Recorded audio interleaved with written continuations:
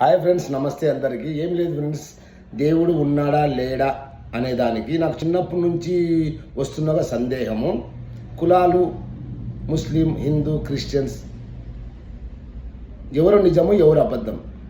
నేను ఒక చిన్న నా మదిలో తన్నుకొచ్చే ఒక చిన్న ఆలోచన మీతో షేర్ చేసుకుంటా. వీలైతే మీరు కూడా ఆలోచించండి ఫ్రెండ్స్. ఏం లేదు ఫ్రెండ్స్, ఒక హిందువుకు పుట్టిన ఒక 3 months బేబీ, ఒక ముస్లింకు పుట్టిన 3 months బేబీ, ఒక క్రిస్టియన్స్కి పుట్టిన 3 months బేబీ, అంటే ముగ్గురు మగపిల్లలే అనుకోండి.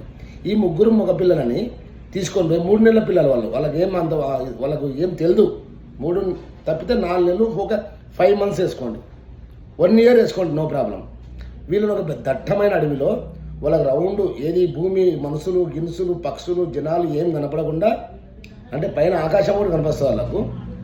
ఈ ముగ్గురిని మీరు 20 ఏళ్ళు దాంట్లో మనం కనపడకుండా, ఈ భూలోకంలో ఎవరెవరు ఉన్నారో ఏం తెలియకుండా వాళ్ళని ఒక 20 ఏళ్ళు మీరు ఆ లోపల, అంటే ఆ కంచెలో ముగ్గురిని బతికేయండి. 20 ఏళ్ళు ఎట్లా బతికిస్తారా?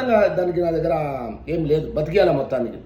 ఆ 20 ఏళ్ళ తర్వాత, అంటే 20 years తర్వాత వాళ్ళను బయటికి తెచ్చి లోకం మీద వదిలిపెడితే వాళ్ళు ఏ దేవుణ్ణి మొక్కుతారు?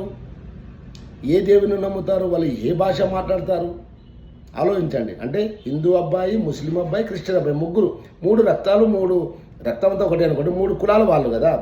వాళ్ళు బయటికి వస్తానే హిందూ రామున్నో కృష్ణున్నో మొక్కాలి, ముస్లిము అల్లాహు అక్బర్ అనాలి, క్రిస్టియను జీసస్ అనాలి. అంటే ట్రూ ఉంటే, లేదంటే ఇంకా ఆలోచించండి. కానీ సృష్టికర్త ఉన్నాడు ఫ్రెండ్స్. ఆయననే దేవుడు అంటారు. మనం కొలిచే వాళ్ళందరూ భగవంతులు. దేవునికి భగవంతునికి చాలా తేడా ఉంటుంది. ఇంగ్లీష్లో కూడా ఉంది గాడ్ అండ్ లార్డ్. గాడ్ వేరు, లార్డ్ వేరు. లార్డ్ అంటే భగవంతుడు, మనం చూసే కనపచ్చే god of the cricket Sachin Tendulkar కూడా కొన్ని లక్షల వేల సంవత్సరాలకు దేవుడు కావచ్చు, మేబీ గాంధీ తాత కూడా కొన్ని ఏళ్ళకు దేవుడు కావచ్చు అని నేను ఏ మతాన్ని కించపడటం లేదు ఫ్రెండ్స్. నాకు చిన్నప్పటి నుంచి ఇదే మైండ్లో, ఇట్లా ముగ్గురు మిగతా వాళ్ళు ఏ కులం, చర్చికి పోతారా, మసీదుకి పోతారా, ఏటికి పోతారా, గుడికి పోతారా? 20 ఏళ్ళ తర్వాత ముగ్గురిని బయటికి తీసుకురావాలి, బతికి ఉండాలి, వాళ్ళని బతికించాలి. జై భారత్, జై ప్రపంచం కూడా, జై యూనివర్స్.